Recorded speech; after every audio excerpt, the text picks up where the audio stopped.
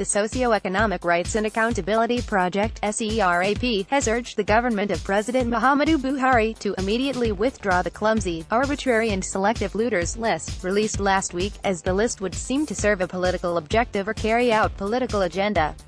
The organization said, this kind of action can only diminish the government's ability to fight corruption, frustrate.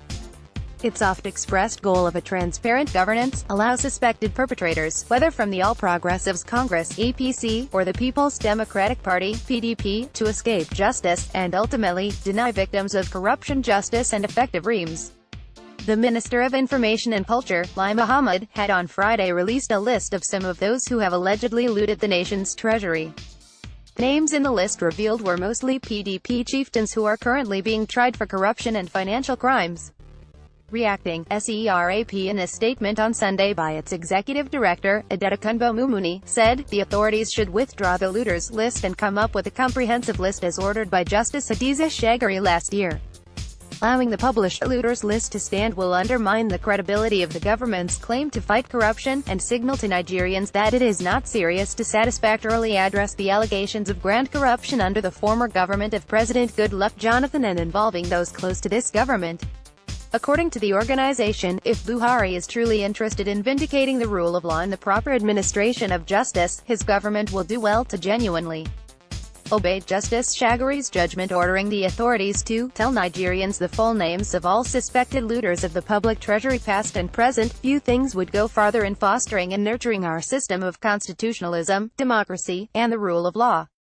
The statement read in part, this politicized list comes at a time when the government is promoting itself as a beacon of transparency and accountability, and a model for other African countries to follow.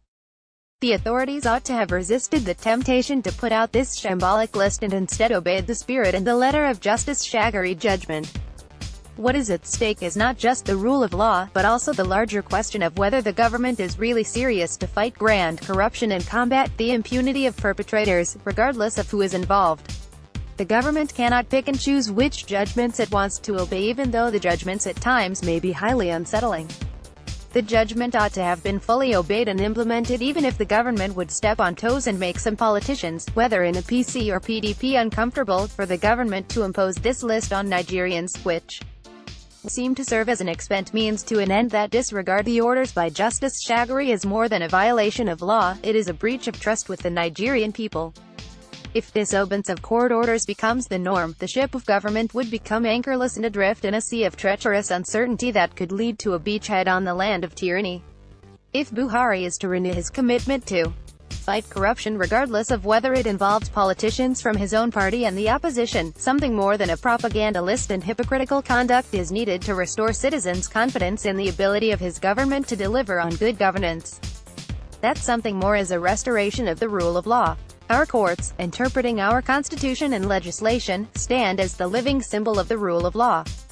But persistent disobedience of court orders by this government has magnified its lack of respect for the rule of law. Persistent disobedience of court orders is profoundly, dangerously wrong, and a distortion of democratic principles, and ultimately, an assault on the very concept of the rule of law and judicial integrity. It would be recalled that the Attorney General of the Federation and Minister of Justice, Abubacar Malami, had last year disclosed President Buhari's directive to all relevant agencies to compile documents on names of all looters with a view to fully enforcing the judgment of a federal high court ordering the government to release to Nigerians information about the names of high-ranking public officials from whom public funds were recovered. The judgment delivered in July last year by Justice Hadiza Shagari following a Freedom of Information suit number FHC CS 964/2016 brought by SERAP ordered the government to tell Nigerians the circumstances under which funds were recovered, as well as the exact amount of funds recovered from each public official. Mr. Malami made the disclosure during a meeting at his office with a delegation from SERAP in October last year. It would be recalled that the SERAP suit followed disclosure last year by the federal government of funds recovered from some high-ranking public officials and private individuals. In her judgment delivered on July 7, 2017, Justice Shagari agreed with SERAP that the federal government has legally binding obligations to tell Nigerians the names of all suspected looters of the public treasury past and present. Joined as defendants in the suit are the Minister of Information, Lai Mohammed, and the Federal Ministry of Information and Culture. The same day that the judgment was delivered, Mr. Malami told reporters in Abuja that government was in agreement with the ruling and would carry out the order as long as it does not amount to sub judice. Justice Shagari also granted the following reliefs: a declaration that by virtue of the provisions of Section 4A of the Freedom of Information Act 2011, the defendants are under a binding legal obligation to provide the plaintiff with up-to-date information relating to the following: 1. To widely disseminate, including on a dedicated website, information about the names of high-ranking public officials from whom public funds were recovered since May 2015. 2. The circumstances under which stolen public funds were returned. It would be recalled that the Ministry of Information last year published details of the recoveries, which showed that the Nigerian government successfully retrieved total cash amount and 78,325,354,631